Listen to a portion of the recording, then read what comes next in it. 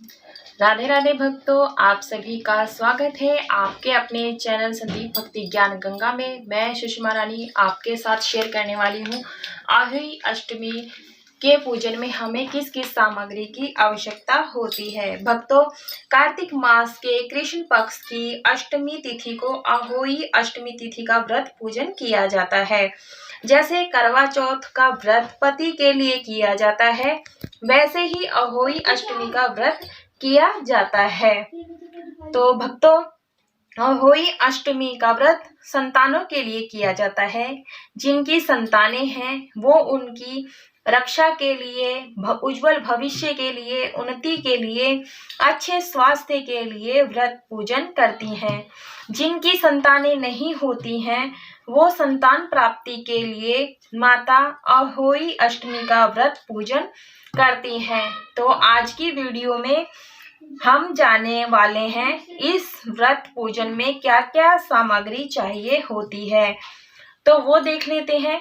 भक्तों, ये जैसे कि हमें चौकी चाहिए होती इस प्रकार की, आप चौकी रख ले।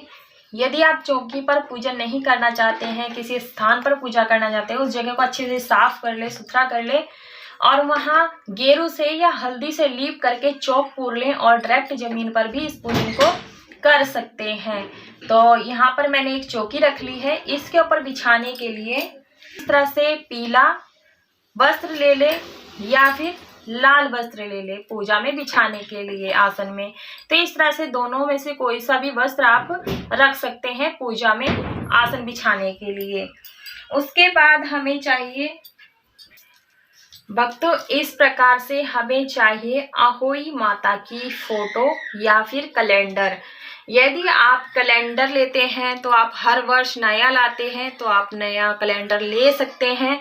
यदि आपकी फोटो फ्रेम में जड़ी हुई है तो आप इस फोटो को छींटा मार करके दोबारा से पूजा में यूज कर सकते हैं। इसे संभाल करके लाल कपड़े में बांध करके रख सकते हैं। तो हमें यहाँ पर आहोई माता की फोटो या कैलेंडर चाहिए होता है, तो इस बात का ध्यान रखें। यदि आपके पास फोटो नहीं है तो दीवार पर भी मांड सकते हैं।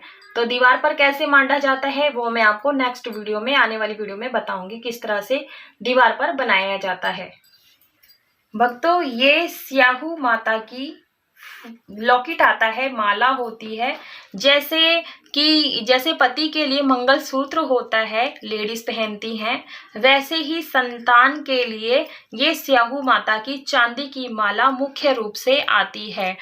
यदि जिसके पास संतान होती है वो पहले बारी में ही इस तरह से माला तैयार कर लेते हैं स्याहू माता के साथ।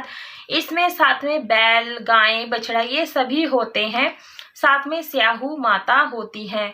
और जिनके संतान नहीं होती है तो उनके पास ये नहीं होती है, ये तभी बनवाया जाता है जब आहोई माता की कृपा से उन्हें संतान की प्राप्ति होती है, तो उस समय ये बनाई जाती है। आप इसके बिना भी पूजन कर सकते हैं।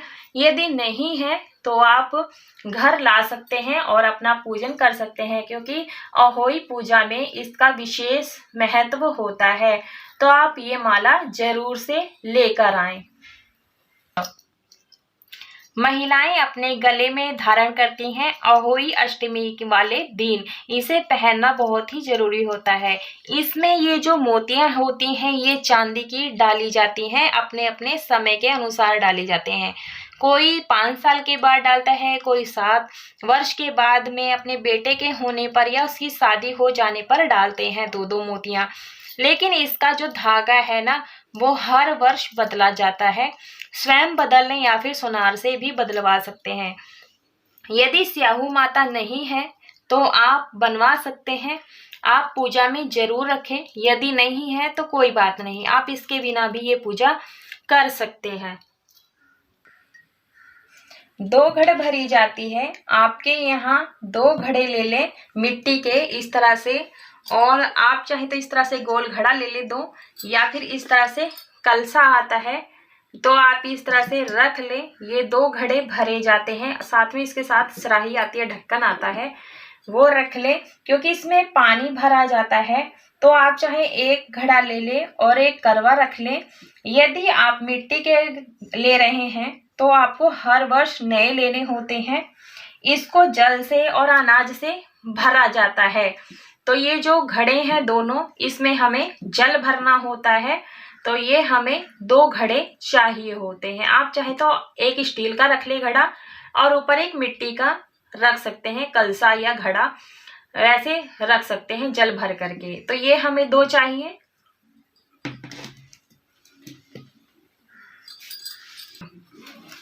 तो भक्तों, हमें अब देख लेते हैं पूजा की थाली में हमें क्या क्या चाहिए होता है। तो देखिए भक्तों, इस पूजा में गेहूं का विशेष महत्व होता है। तो आप गेहूं ले लें।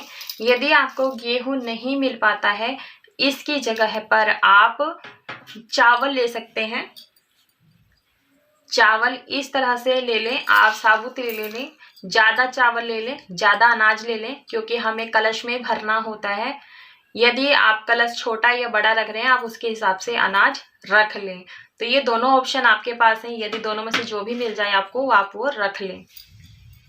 उसके बाद हमें यहाँ चंदन चाहिए तिलक करने के लिए, और साथ में इस तरह से कुमकुम चाहिए टीका करने के लिए। आप इस तरह से अगर चोपटा हो तो आप वो रख लें अपने पास, और अक्षत रख लेंगे तिलक में अर्पित करने के लिए। और इस पूजा में हल्दी का विशेष,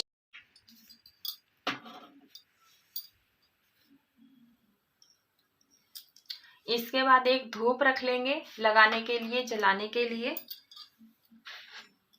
और भक्तों, इस तरह से मैंने तिली के तेल का दीपक बनाया है। आप चाहे तो गाय के घी का दीपक जला सकते हैं।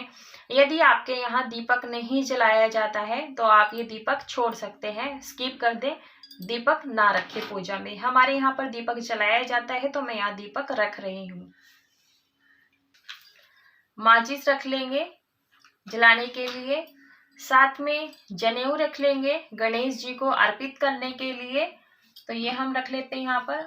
और कलावा रख लेंगे, वस्त्र रूपी कलावा, कंठ में बांधने के लिए, 2 घड़ों में बांधने के लिए वस्त्र रूपी कलावा अर्पित करने के लिए। तो ये हमने यहाँ पर रख लिया है। साथ में अबीर, गुलाल, अबरक जो भी पूजा में यूज होते हैं वो आप सामान जरूर से रखें। तो मैं यहाँ पर अबीर रख रही हूँ। इत्र रख लेंगे, आप इत्र जरूर से रखें इस पूजा में, क्योंकि हर देवी देवताओं को सुगंध अर्पित किया जाता है, तभी वो खुश होते हैं। और इस तरह से कपूर रख लेंगे आरती उतारने के लिए। यदि आपके यहाँ कपूर से या दीपक नहीं जलाया जाता है तो आप इन्हें छोड़ सकते हैं। 1 लोटा जल ले लेंगे कथा सुनने के लिए। तो ये हम यहाँ रख लेते हैं।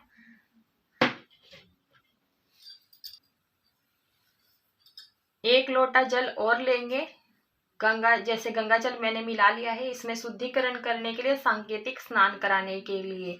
तो ये हम रख लेते हैं यहाँ पर। भक्तों, जैसा कि मैंने आपको बताया, आप करवा ले सकते हैं दान देने के लिए। आप चाहे मिट्टी का भी करवा ले सकते हैं, जैसे अनाज भर के दान देने के लिए। तो मैंने यहाँ पर खांड का करवा लिया है, आप ले लें और आप इसे आसानी से दान कर सकते हैं। मैंने एक ही करवा लिया है, आप जितने चाहें उतने करवे ले सकते हैं दान करने के लिए। तो मैंने यहाँ कंठ में कलावा बांध दिया है, साथ में इस तरह से खील बतासे इसे भर दिया है। तो ये हम पूजा में रखेंगे। पूजा हो जाने के बाद ये बायने के साथ दान कर देंगे या फिर किसी जरूरतमंद को दान कर देंगे। तो ये हमें रखना होता है एक कलसा, आप चाहे तो मिट्टी का भी रख सकते हैं। जैसे कि मैं बता दूं, माता का व्रत है, तो माता की पूजा में बताशे का भोग मुख्य रूप से लगाया जाता है। यदि आपके यहाँ पर मीठे पूड़े चढ़ाए जाते हो तो आप मीठे पूड़े भी रख सकते हैं भोग में अर्पित करने के लिए। तो मैं यहाँ बताशा रख रही हूँ भोग प्रसाद अर्पित करने के लिए। साथ में कुछ मीठा अलग से रख लें, आप सभी में बांट दें। जैसे पूजा हमारी कंप्लीट हो जाती है उसमें रखने के लिए। तो हम भोग प्रसाद पहले माता को लगाएंगे, उसके बाद हम ये वितरित कर देंगे। तो ये हम रख लेंगे प्रसाद। भक्तों, देखिए हमारे यहाँ पे तो हुई अष्टमी की पूजा में जटा वाला नारियल चढ़ाया जाता है, ये बेटे के नाम का चढ़ाया जाता है और ये बेटे को ही फोड़ करके खिलाया जाता है पूजा संपूर्ण हो जाने के बाद। तो यदि आपके यहाँ पर रखा जाता हो नारियल तो आप जरूर से रखें, माता को जरूर से चढ़ाएं। तो मैं यहाँ पर एक नारियल रख लेती हूँ। उसके बाद आप फूल ले लें, फूल माला ले लें माता को चढ़ाने के लिए। गणेश जी को चढ़ाने के लिए लाल फूल ले लें और दुर्वा पूजा में जरूर से रखें। और इस तरह से हमें जो भी आपके पास ऋतु फूल मिल जाए, मौसमी फूल मिल जाए तो आप वो जरूर से रखें पूजा में। तो ये हम कुछ फूल रख लेते हैं। तो इस तरह से हमें अहोई अष्टमी की पूजा में जो भोग प्रसाद होता है मेन सिंघाड़ा होता है और शकरकंद होती है और संतान के नाम का कोई हरा एक फल जरूर से रखें। तो मैंने यहाँ पर एक नाशपाती रखी है और साथ में एक हरा सेब मिल गया था तो मैंने ये रख लिया है, क्योंकि ये संतान के नाम का ही रखा जाता है। आपके पास जो भी उपलब्ध हो वो आप जरूर से रखें, लेकिन एक फल हरा जरूर रखें संतान के नाम का। तो आप ऋतु फल, मौसमी फल जो भी हो आप जरूर रखें। इसमें मुख्य रूप से सिंघाड़ा, शकरकंद और एक हरा फल विशेष माना जाता है इस पूजा में। भक्तों, इस तरह से माता को 16 श्रृंगार की सामग्री जरूर से भेंट करें। यदि आप ज्यादा नहीं कर सकते हैं तो आपके पास एक ऑप्शन और होता है, इस तरह से आप ये पैकेट ला सकते हैं माता को अर्पित करने के लिए। 16 श्रृंगार की सामग्री नहीं है तो 5-7 तो जरूर अर्पित करें माता को। तो इस तरह से हम ये सामग्री रख लेते हैं। तो माता को अर्पित करने के लिए इस प्रकार से कुछ दक्षिणा जरूर से रख लें, ताकि हम जब पूजा करें संपूर्ण हो जाने के बाद ये दक्षिणा हम किसी को दान दे सके, जरूरतमंद लोगों को। तो इस तरह से हमें सामग्री रखनी है। यदि आपके यहाँ बायना निकाला जाता है तो बायने में बताती हूँ क्या क्या चाहिए। देखिए भक्तों, इस तरह से हम बायना निकाला जाता है, इस पूजा में भी बायना निकाला जाता है। जैसे करवा चौथ के पूजन में बायना निकाला जाता है, वैसे ही अहोई अष्टमी की पूजा में भी बायना निकाला जाता है। यदि आपकी सासू माँ सुहागन है तो आप श्रृंगार की सामग्री और कुछ दक्षिणा जरूर से रखें और इसे मिनस करके हमें देना होता है। और जो भी आपने खाने में कुछ भी बनाया हो, मीठी रसोई बनाई हो, पक्की रसोई बनाई हो या कच्ची, वो इसके साथ रख के मिनस करके देना होता है। ये बायना होता है। यदि आपकी सास नहीं है और ननद है, ननद दूर रहती है, तो आप ये मंदिर में ले जा करके भी दे सकते हैं। तो जो हमने खांड का करवा रखा था वो साथ में ये दे देते हैं बायने के रूप में। इस पूजन में आपको अपनी शादी की चुनरी रखनी होती है, इसे ओढ़कर ही आपको ये अहोई अष्टमी की पूजा करनी है। और यदि आप शादी की चुनरी नहीं है आपके पास तो आप पीलिया भी ओढ़ करके इस पूजन को पूरा करें। तो इस पूजन में जरूर से अपनी ये शादी की चुनरी या पीलिया जरूर से रखनी चाहिए और इसे पहनकर ही पूजा करना चाहिए, बहुत ही शुभ रहता है। भक्तों, ये थी अहोई अष्टमी की बेसिक सी सामग्री। तो जो जो सामग्री लगती है पूजा में वो मैंने आपके साथ शेयर की है और इस तरह से हमें पूजन करना है, ये सामग्री रखनी है। यदि आपके कोई संतान नहीं है तो आप सिर्फ संतान की प्राप्ति के लिए व्रत कर रहे हैं तो आपको झापना नहीं होता है, वस्त्र आदि नहीं रखना होता है, बस खाने की चीजें ही दान में देनी होती है। तो भक्तों, पीने की वस्तु, खाने पीने की वस्तु बायना निकाला जाता है, वस्त्र आदि तभी निकाले जाते हैं जब हमें अहोई अष्टमी माता की कृपा से हमें संतान हो जाती है। उसी के बाद में अहोई को छापा जाता है। भक्तों, ये जो पूजा सामग्री है जो अहोई अष्टमी की पूजा में लगते हैं, अहोई अष्टमी का व्रत पूजन एक स्थानीय पर्व है।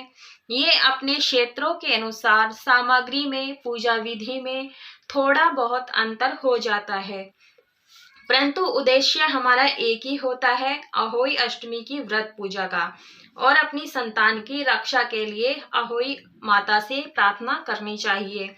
इसी तरीके से हिंदू रीति रिवाज और पूजा पाठ से संबंधित त्योहारों से संबंधित वीडियो देखने के लिए इस वीडियो को अपने दोस्तों तक, फैमिली तक ज़्यादा से ज़्यादा शेयर करें और लाइक करें, और ताकि जो शेयर करेंगे ताकि अन्य लोग भी इस वीडियो के माध्यम से लाभ प्राप्त कर सके।